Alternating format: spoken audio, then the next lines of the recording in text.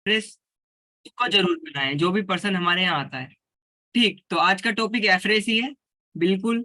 और मैं आपको बताऊंगा एफरेस क्या होती है, एफरेस में क्या होता है। ठीक, और चाय और एफरेस में क्या अंतर होता है।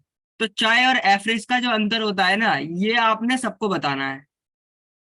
ठीक, जब भी आपके पास कोई पर्सन आता है, तो जब आप एफरेस पी रहे होते हो तो वो छूटते ही आपसे क्या बोलते हैं कि आप ये क्या पी रहे हो, है ना। तो आपने उनको एक गिलास बना के देना है और उन्हें बोलना है कि आप इसको पीजिए, और मैं आपको इसको इसके जितने भी फायदे हैं सारे फायदे बताता हूँ।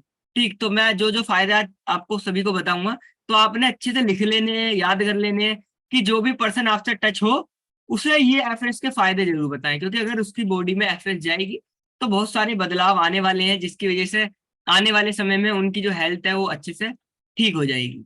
ठीक, तो करते हैं स्टार्ट आज का टॉपिक।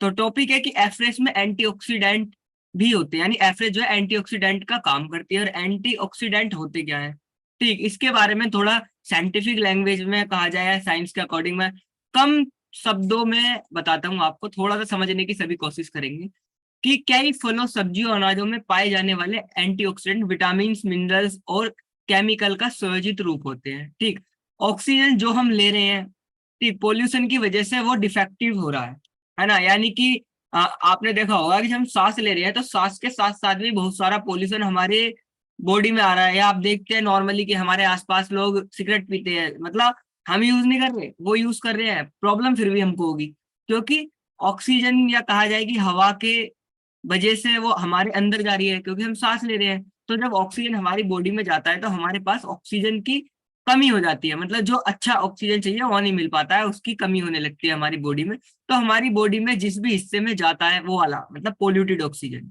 ठीक है, वहां से एक इलेक्ट्रॉन निकाल लेता है। ये थोड़ा साइंटिफिक वर्ड है, कहा जाए साइंस के अकॉर्डिंग।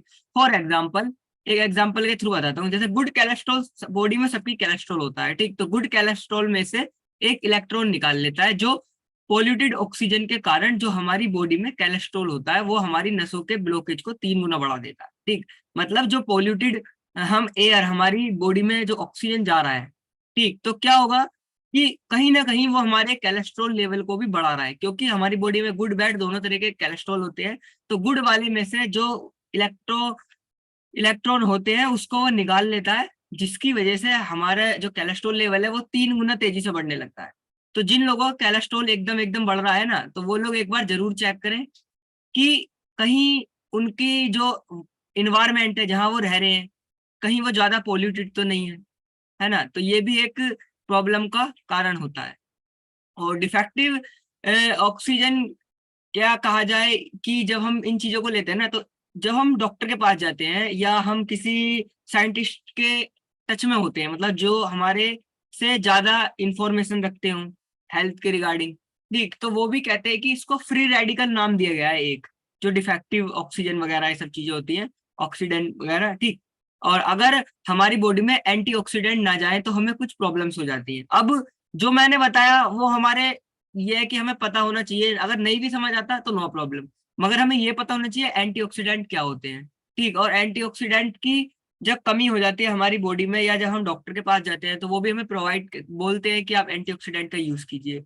तो जो एंटीऑक्सीडेंट होते हैं, अगर वो हमारी बॉडी में कम हो जाए या ना रहे या हम उनको ना लें, तो क्या क्या प्रॉब्लम्स हमें होने लगती है। ठीक, सबसे पहली प्रॉब्लम यही होती है कि हम एजिड दिखाई देने लगते हैं, मतलब कम उम्र में ज्यादा के दिखाई देने लगते हैं, मतलब कह सकते हैं हम कि हम बूढ़े दिखाई देने लगते हैं अगर हम जवान है फिर भी, या हमारी जो स्किन है वो अच्छी नहीं दिखाई देती है। ठीक, या कि कुछ लोगों की बॉडी पर स्वेलिंग आ जाती है, सूजन, ठीक, तो ये भी इसी की वजह से प्रॉब्लम होती है। हार्ट से रिलेटेड जितनी भी डिसीज होती है वो भी प्रॉब्लम होती है आपको एंटीऑक्सीडेंट की कमी से। ब्रेन स्ट्रोक, ठीक, स्किन प्रॉब्लम मैंने बताई दी आपको, बाल टूटना ये भी समस्या होती है। ठीक, ये सारी वे परेशानियां हैं जब एंटीऑक्सीडेंट की कमी आपकी बॉडी में रहने लगती है तो आपको होने लगती है। और जब हम यूज करते हैं एफरेस को तो इन सब में भी हमें कहीं ना कहीं थोड़ा थोड़ा बेनिफिट मिलने लगता है। ठीक, अब एंटीऑक्सीडेंट डिफेक्टिव ऑक्सीजन को न्यूट्रलाइज कर देते हैं, और एक्स्ट्रा बैक्टीरिया जो हमारी बॉडी में होते हैं, या हम कह सकते हैं बैड बैक्टीरिया जो होते हैं ना, उनको डिस्ट्रॉय भी कर देते हैं। विटामिन सी, विटामिन ई, या फ्रूट्स या हरी पत्ते वाली सब्जियां अगर हम यूज करेंगे, ठीक, तो हमारी जो बॉडी है उसमें कह सकते हैं कि एंटीऑक्सीडेंट धीरे धीरे पूरे होने लगते हैं। ठीक, अब बात करते हैं कि एफरेस। एफरेस एंटीऑक्सीडेंट हो गया सबसे पहला पॉइंट इसका। अब अगर आप एफरेस यूज करते हैं, अब बात आती है कि जिसको भी हम एफरेस के बारे में बता रहे हैं तो उसको क्या बताएं। ठीक, सबसे पहले आप चैट बॉक्स में लिख सकते हैं कि हमारी एफरेस कितने फ्लेवर में आती है, कौन से फ्लेवर में आती है, और बाकी मैं आपको बताता हूँ। ठीक, तो सबसे पहले हम नॉर्मली जब हम लोगों से बात करते हैं और उनको बता रहे होते हैं एफरेस के बारे में, तो आप सबसे पहला फायदा यही बता सकते हैं कि जब आप इसको यूज करते हैं तो कहीं ना कहीं आपका फैट लॉस में भी हेल्प करता है। और अगर आप कंप्लीट न्यूट्रिशन के साथ एफरेस को यूज करते हैं, ना कि सिंगल, ठीक, तो आपका जो फैट लॉस है वो अच्छे से होने लगता है। ठीक, और ऐसा भी नहीं है कि जिनका वजन कम है वो एफरेस यूज नहीं कर सकते। ठीक, तो मैं खुद अपना पर्सनली 5-6 बार एफरेस आराम से नॉर्मली यूज कर लेता हूँ। ठीक, तो ऐसा कुछ नहीं है। और सेकंड, इसको ले कैसे सकते हैं हम, गर्म पानी में लेते तो हमारी बॉडी में डिटॉक्स का काम करती है एफरेस। नॉर्मल में भी ले सकते हैं, ठंडे पानी में लेंगे तो ये हमारी बॉडी में एनर्जी का काम करेगी। या हम इसको एक अदर लैंग्वेज में बोल सकते हैं कि जैसे हम कोल्ड ड्रिंक पीते हैं, कोल्ड ड्रिंक क्यों पीते हैं, है ना, तो ऐसे ही हम एफरेस ठंडे पानी में ले सकते हैं।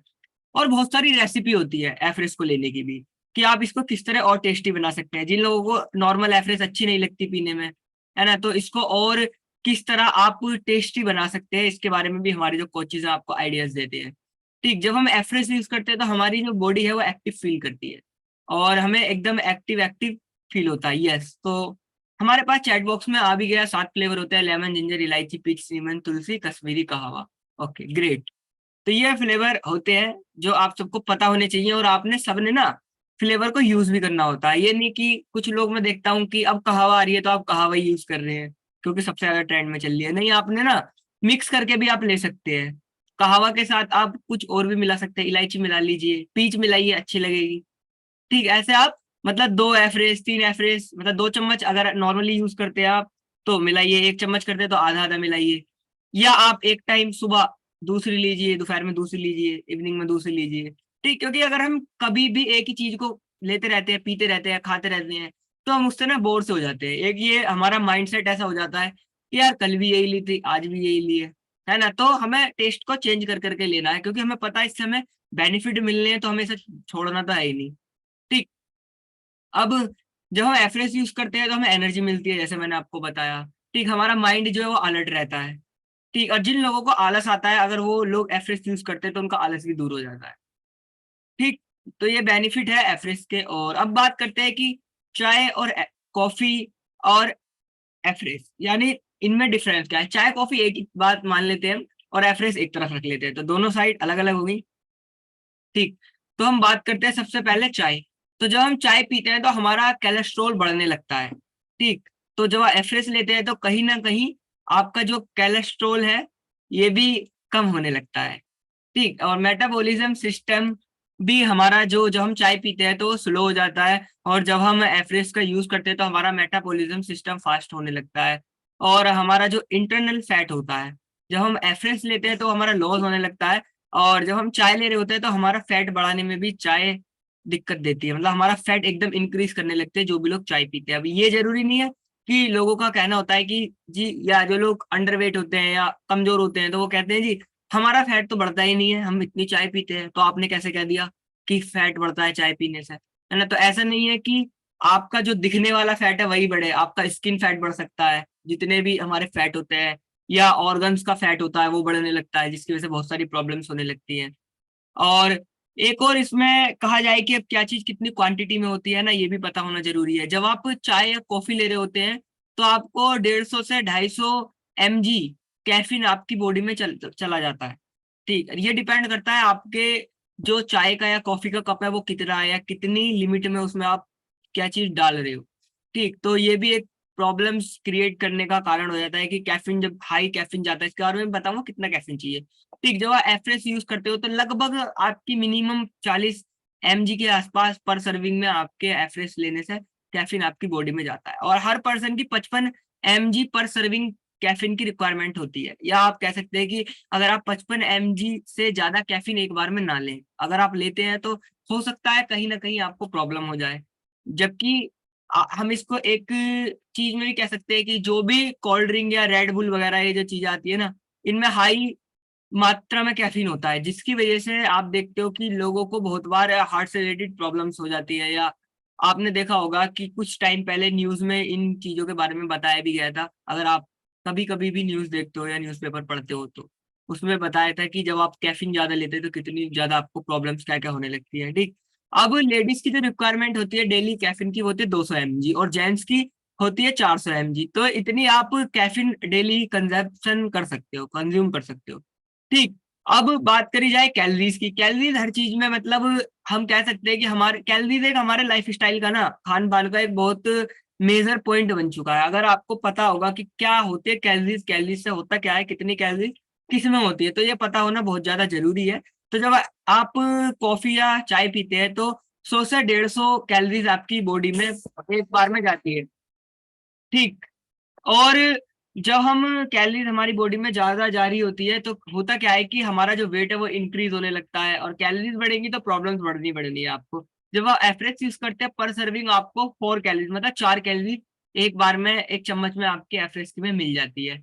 अब कार्ब की बात करी जाए तो जब आप चाय या कॉफी ले रहे होते हैं तो 15 ग्राम के आसपास आपकी बॉडी में कार्ब जाता है, और जब एफरेक्स लेते हैं तो 1 ग्राम कार्ब पर सर्विंग में आपको मिलता है। तो आज सोच सकते हैं 15 गुना सीधा हो गया, जिसकी वजह से आपको बहुत सारी प्रॉब्लम्स हो रही हैं। बात करी जाए शुगर की तो चाय कॉफी लोगे तो 6 ग्राम, और फैट की बात करी जाए 2 ग्राम। अगर आप एफरेक्स यूज करते हैं तो शुगर तो इसमें होता ही नहीं है और फैट भी इसमें होता ही नहीं है, और जबकि फैट जो होता है हमारा उसको कम करती है, कैलोरीज में कम हो गई, तो हमारी जो बॉडी है वो हेल्दी रहने वाली है।